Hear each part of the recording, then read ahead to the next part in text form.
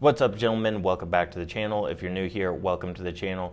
In this video, we're going to get into 3 of the best solo travel destinations, in my opinion, particularly if you are an inexperienced traveler. So with that in mind, there are some considerations we are going to have to keep in mind for this video. So level of English spoken, because I'm assuming you speak English based on this video. We're also going to be keeping in mind safety, the likelihood of you getting scammed, the amount of things to do, and the overall difficulty of being able to do the things you want to do. So in some places when you arrive, it's hard to get through immigration, and then once you get out of immigration, it's hard to figure out where to go to get a taxi or to get an Uber or things like that. And so these countries I'm going to recommend to you are fairly easy to get around without having to worry about anything, particularly your safety. So let's go ahead and get started. First and foremost, we are going to start with one of my favorite places, and this is going to be Bangkok, Thailand. The level of spoken English is pretty high, especially in places that tourists frequent. Tourism is one of the largest sectors of their economy, so obviously they speak a decent amount of English, especially when you are dealing with people in hospitality. So the everyday person might not have the same level of English, although in my experience there is a decent amount that do. But in Thailand, specifically Bangkok, there are tons of things to do, tons of sites to go see. There's places you can go that are near to Bangkok, and then travel within Thailand is fairly easy and straightforward.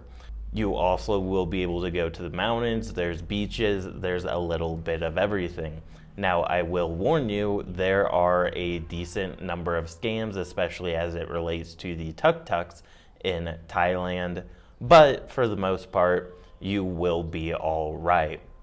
And these scams aren't going to exactly be breaking the bank, but no one wants to get scammed. There's also a decent amount of scams when it comes to, I believe it's the Grand Palace in Bangkok.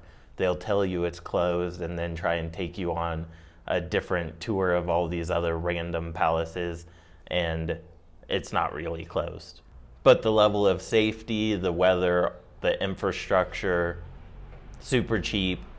And if you're interested in the women, I have a video about dating in Thailand based on my experience living there that I will link somewhere around here.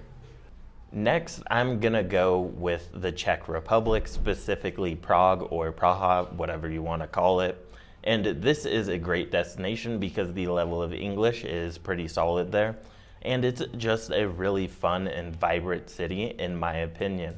If I were to live in Eastern Europe, this is most likely the place I would choose to live.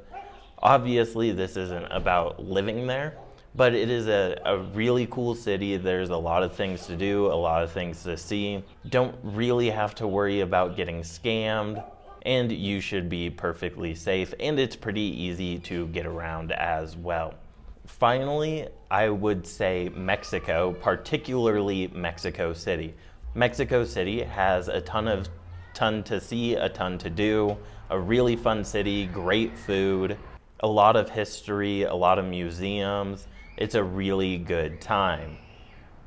Don't really have to worry about getting scammed, although depending on the area, your safety could be, I don't want to say you would have to worry about your safety, but there are definitely some areas that you would want to avoid or just be a little bit more on your P's and Q's, particularly near Centro Histórico, on the metro, and I wouldn't go anywhere near Tepito if I were you. And then Doctores is another kind of questionable area as well. And Mexico City is huge, and so it's just a place that you'll never run out of things to see or do. The level of English isn't exactly the greatest. In general, you just won't have too many issues with the language barrier for the most part. And then once again, if you're into the dating scene, probably not the best place to date in Mexico, in my humble opinion. It is a huge city and there's a very diverse population, but the women aren't the most attractive. And there is a little bit of a weight problem in Mexico as well. But they're open to dating foreigners, going out, having a good time.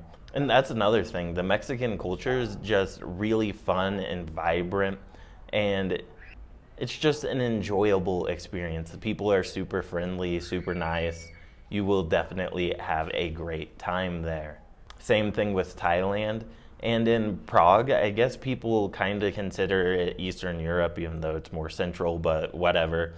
And so people think they tend to be a little bit more cold, and that's certainly not my experience, particularly if you're like going out to clubs or you're going out and doing things that are like social events. People are not going to be cold and closed off because they are there to be social and have a good time. And then to end this video, I'm going to give you two like bonus destinations, I guess, since you stayed this far, and I appreciate it. So the first one is going to be Tokyo, Japan, in my humble opinion.